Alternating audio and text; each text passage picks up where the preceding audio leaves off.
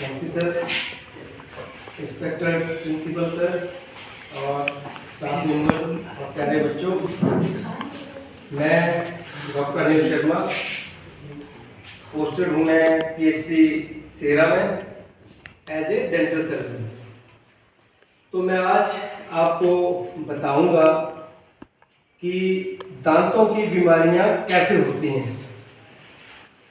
ये अक्सर मेरे पास बहुत से पेशेंट आते हैं जो ये कंप्लेन करते हैं कि मैं 2 बार ब्रश करता हूँ मगर फिर भी मेरे दांत जो है वो बार बार खराब हो जाते हैं। तो सबसे पहले मैं आपको ये बताऊंगा कि दांतों की बीमारियां होती क्यों हैं। पहले आपको ये पता होना चाहिए कि दांतों की बीमारियां हैं क्या। तो जो मेन जो कॉमन बीमारियां हैं वो है दांतों में एक तो कैविटी होना और दूसरा मसूड़ों से रिलेटेड, मसूड़ों से खून आना। जब दांत में कीड़ा लग जाए या कैविटी बन जाए, छेद पड़ जाए, तो उसको बोलते हैं हम डेंटल केरीज। अगर आपके दांत में छेद पड़ गया तो आप दर्द का इंतजार ना करें और समय रहते ही उसकी ट्रीटमेंट करवाएं। मैं आपको बता देना चाहता हूं कि दांतों की बीमारियों में जो है ट्रीटमेंट ही इलाज है। हम लोग क्या करते हैं कि हम लोग दवाई खा लेते हैं। दवाई से तो हमें सिम्टोमेटिक रिलीफ मिलेगा।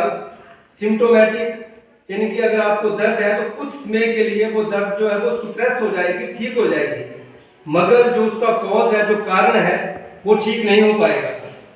तो इसके लिए कि आपको कैसे पता चले कि मेरे दांतों में प्रॉब्लम हो गई है, मेरे दांतों में डेंटल केरीज हो गई है, तो उसमें क्या होता है कि आपके दांत में कैविटी, सबसे पहले आपके दांत में कैविटी बनेगी, एक छेद पड़ेगा, उससे आपके दांत में खाना फंसना शुरू हो जाएगा। जब आपके दांत में खाना फंसना शुरू हो गया तो आपने तुरंत जाकर के उसकी फिलिंग करवा लेनी है। इनिशियल स्टेजेस पे क्या होता है, जब दांत में कीड़ा लगता है तो अगर आप उस समय उस दांत को उसकी ट्रीटमेंट करवा लें, फिलिंग करवा लें, तो हमेशा के लिए ठीक रहता है। और अगर आपने उसकी ट्रीटमेंट नहीं करवाई और दवाई खा ली, जैसे अक्सर हम सभी करते हैं कि ट्रीटमेंट नहीं करवाते हैं और खुद ही या किसी से अपने पड़ोस में या अपने किसी फ्रेंड से या गांव में पूछ लेते हैं कि मेरे दांत में ये प्रॉब्लम हो गई है, तो वो अपना कोई लोकल इलाज बता देता है या दवाई दे देता है, मगर आप उसकी ट्रीटमेंट नहीं करवाते। तो उससे क्या होता है कि वो जो कैविटी बनी थी वो आगे से आगे प्रोसेस, उसका जो प्रोग्रेशन है वो आगे से आगे बढ़ता जाता है। दांत की 3 लेयरें होती हैं। यहाँ पे जो बच्चे बैठे हैं ये हर एक स्ट्रीम से हैं कि किसी पर्टिकुलर स्ट्रीम से? तीनों स्ट्रीम से हैं।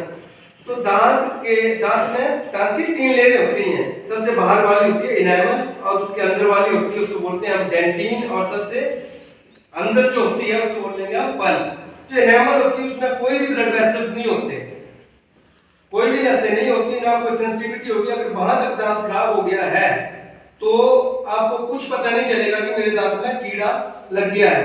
आपको सिर्फ आप इसी बात से पता लगा सकते हैं कि उसमें खाना फंसना शुरू हो जाता है, ठीक है। तब भी अगर आपने बचा लिया तो आगे प्रोग्रेशन रुक जाएगी। अगर डेंटिन तक उसमें फ्री नर्व एंडिंग्स होती हैं जिसका कोई रूट्स नहीं होती, फ्री नर्व एंडिंग, तो आपको हल्की सी सेंसिटिविटी होगी। यहां तक कि आप डायरेक्ट फीलिंग से अपने दांत को बचा सकते हैं। जब आपके दांत में ठंडा गर्म लगना लग पड़ा और आपने डेंटिन तक अपने दांत की फिलिंग नहीं करवाई तो वो आगे प्रोग्रेस होकर के पल्प में चला जाएगा और वो जड़ों तक वो इन्फेक्शन वो फैल जाएगी। तब उस समय आप डायरेक्ट फिलिंग नहीं करवा सकते, मगर फिर भी आप अपने दांत को बचा सकते हैं। उस ट्रीटमेंट को हम बोलेंगे RCT, रूट कैनाल ट्रीटमेंट। जैसे नाम से ही पता चल रहा है कि जब रूट्स में इंफेक्शन पहुंच जाए तो हम उसकी जो उसके अंदर कैनाल्स होती हैं उसकी ट्रीटमेंट करेंगे और हम अपने दांत को बचा सकते हैं। क्योंकि दांत जो है एक बॉडी का, शरीर का एक बहुत अभिन्न अंग होते हैं। अगर दांत हैं तो आपकी पर्सनैलिटी भी अच्छी लगेगी, आपकी मुस्कान भी बेहतर लगेगी और आप में कॉन्फिडेंस भी रहेगा। अगर किसी का दांत चला जाए तो उसका कॉन्फिडेंस भी गिर जाता है। तो आपने अगर आपके दांत में छेद पड़ जाए, कैविटी बन जाए, तो आप उसको नजरअंदाज ना करें और समय रहते ही अपने दांतों की ट्रीटमेंट करवाएं। अब बात आती है कि हमें क्या करना चाहिए जिससे कि ये डेंटल केरीज ना हो, ये दांतों की बीमारी हो ही ना।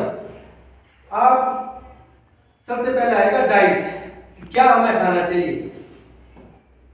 ऐसी चीजें जो कि डेंटल केरीज को बढ़ावा देती हैं, जैसे मीठा, कोई भी मीठी चीज, स्टिकी चीज जो दांतों के साथ चिपकी रहे, और जैसे हमारे जंक फूड्स होते हैं वो, ब्रश ना करना, ठीक है, ये भी जो है दांतों की बीमारी को बढ़ावा देती हैं। अगर आप मीठा खा रहे हैं तो आपको करना क्या है जिससे कि आपके दांतों में ये डेंटल केरीज ना हो। आपने मीठा खाया, क्योंकि मीठा, कौन कौन से बच्चे हैं जो जिनको मीठा खाना पसंद है, जरा हाथ रेज करना, कौन कौन से बच्चे हैं जिनको मीठा खाना पसंद है। इसमें शर्माने वाली बात नहीं है, मेरे को खुद मीठा खाना पसंद है ना, ठीक है, मीठा खाओ, मगर उसके बाद आप अपने जो है वो दांतों को अच्छे ढंग से खुला कर लिया, और 2 बार ब्रश अवश्य करना है, सुबह और रात को सोने से पहले। ये अपनी डेली रूटीन में आप ये ऐड कर लो कि 2 बार ब्रश जो है वो जरूर करना है। आपने मीठा खाओ, आप मीठा सारे खाते हैं, मगर उसके बाद आप कुल्ला कर लो। ब्रश तो आप 2 बार ही कर सकते हैं, कम से कम 2 मिनट ब्रश जो है अवश्य करना है। और ब्रश जो करना है वो आपने सर्कुलर मोशन में करना है, ऊपर नीचे, और सर्कुलर, नीचे बालों के लिए ऊपर को और ऊपर बालों के लिए नीचे को। माइंड में एक बात ये रखनी है कि जो दांतों के ऊपर जो खाना अगर डिपॉजिट हुआ है, फंसा है, जो भी दांतों के ऊपर डिपॉजिट हुआ है, वो मसूड़ों से बाहर वाली साइड को निकले, नीचे वालों के लिए ऊपर को, ऊपर वालों के लिए नीचे को, ऊपर नीचे, दाएं बाएं और आगे पीछे। दांत का कोई भी कोना जो है छूटने ना पाए, और कम से कम 2 मिनट जो है वो ब्रश अवश्य करना है। और साथ में आपने 5 से 10 सेकंड गार्गल्स होते हैं, और जो गले के लिए गार्गल्स अवश्य करने हैं। जो भी है हमारे फेरेंजियल और टॉन्सिलर एरियाज में जो बैक्टीरियाज होते हैं, वो उस गार्गल्स करने से जो है वो बाहर आ जाते हैं, निकल जाते हैं, वॉश आउट हो जाते हैं। तो 5 से 10 सेकंड आप गार्गल्स अवश्य करें। मीठा कम खाएं और स्टिकी चीजें कम खाएं, दिन में 2 बार ब्रश अवश्य करें। जितने भी जंक फूड्स हैं, कोल्ड ड्रिंक्स हैं, उनका कम यूज करें, कम खाएं, अपनी डाइट में रिस्ट्रिक्ट करें। Green vegetables, plenty of fluids, ज्यादा पानी पिए, और प्लेंटी ऑफ जो आप फ्लूइड्स, जितने भी आप जूस और वो ज्यादा पिए। जब भी आप